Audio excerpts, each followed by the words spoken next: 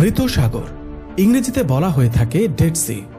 এটিকে সাগর বলা হলেও এটি মূলত একটি হ্রদ, যার সর্বোচ্চ গভীরতা ৩০৪ মিটার। মধ্যপ্রাচ্যে অবস্থিত এই মৃত সাগরের পূর্ব সীমান্তে রয়েছে জর্ডান এবং পশ্চিম সীমান্তে যথাক্রমে ইসরায়েল ও প্যালেস্টাইন। এর পৃষ্ঠভাগ ও তীরদেশ সমুদ্র পৃষ্ঠ থেকে প্রায় ৪২৯ মিটার নিচে অবস্থিত। প্রিয় দর্শক, ইতিহাস খ্যাত এই মৃত সাগর নিয়ে অদেখা ভুবনের এই পর্বে আলোচনা করব অজানা সব তথ্য। চ্যানেলে নতুন হয়ে থাকলে সাবস্ক্রাইব করতে ভুলবেন না আমাদের পরবর্তী ভিডিও দেখার জন্য।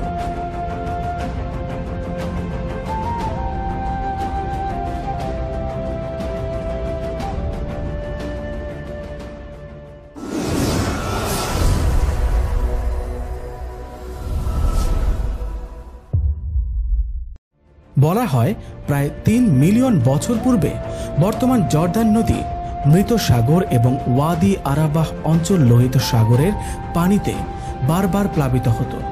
এর ফলে একটি সরু উপসাগরের সৃষ্টি হয়।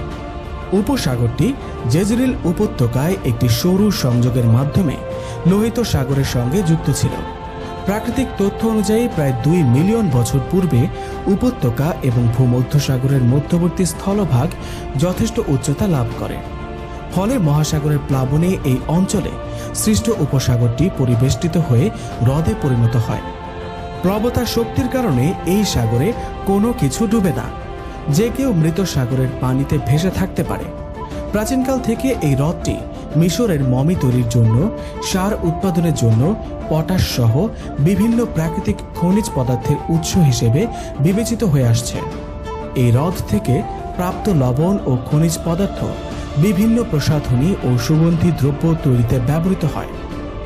মৃত সাগর নানা বিচিত্র খনিজ পদার্থে ভরপুর। এতে প্রচুর পরিমাণে পটাশিয়াম, সালফার, ব্রোমাইন ও কলগেন রয়েছে।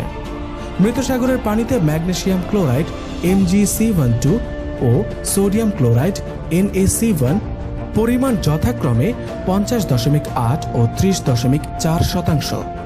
এ সাগরের পানিতে লবণাক্ততার পরিমাণ ৩৩.৭%। পৃথিবীর অন্যান্য সাগর ও মহাসাগরের তুলনায় লবণাক্ততা বেশি হওয়ায় মৃত সাগরে কোনো মাছ জন্মায় না। জর্দান নদী থেকে মাছ এই নদীতে আসার সঙ্গে সঙ্গে মারা যায়। তবে আশ্চর্যজনকভাবে রয়েছে বিপুল ব্যাকটেরিয়া, মাইক্রোব এবং ক্ষুদ্রাকায় ছত্রাক। ডেড সিতে কোনো মাছ নেই, কারণ এই সাগরের পানিতে কোনো মাছ বাস করতে পারে না। তেমনিভাবে এর পাশে জর্দান নদীতেও কোনো মাছ নেই। এই সাগরের পানিতে কোনো উদ্ভিদ বা মাছ বাঁচতে পারে না বলেই মূলত এই সাগরকে ডেড সি বা মৃত সাগর বলা হয়ে থাকে। এই সাগরের পানিতে শুধুমাত্র সামান্য কিছু ব্যাকটেরিয়া ও ছত্রাক অণুজীবের সন্ধান পাওয়া যায়। ডেড সি তীরবর্তী পাহাড়ি অঞ্চলে উট, খরগোশ, খেকশিয়াল এমনকি চিতাবাঘ দেখতে পাওয়া যায়। অতীতে জর্দান নদীর বদ্বীপ অঞ্চলে প্যাপিরাস এবং পাম গাছে সমৃদ্ধ বনভূমি ছিল। রোমান এবং বাইজেন্টাইন সাম্রাজ্যের সময় ইক্ষু, সিকামোর এবং হেনা এই অঞ্চলের উদ্ভিদ বৈচিত্র্যে সমৃদ্ধ এনে দিয়েছিল। জেরিকোতে বেলসাম গাছের রস থেকে প্রস্তুত করা হতো উন্নত মানের পারফিউম এবং সুগন্ধি। এছাড়া রোগটি নিরাময়ের জন্য মৃত সাগরের লবণও বেশ উপকারী বলে বৈজ্ঞানিকদের গবেষণায় দাবি করা হয়েছে।